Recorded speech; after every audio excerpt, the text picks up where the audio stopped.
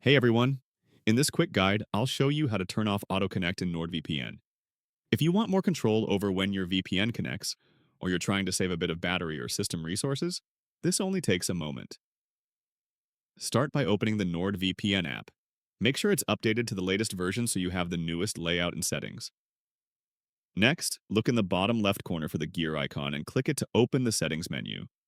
Inside settings, find the section labeled Connection and Security.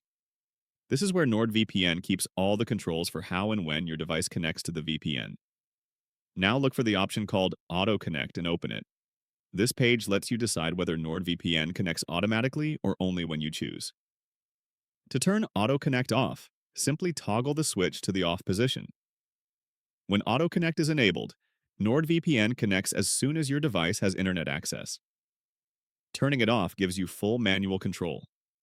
And that's it. If you ever want to turn Auto Connect back on, just follow the same steps and toggle it again. If you're looking for the best current deal on NordVPN, check the link below for 74% off plus 3 extra months free. Thanks for watching and enjoy safe browsing.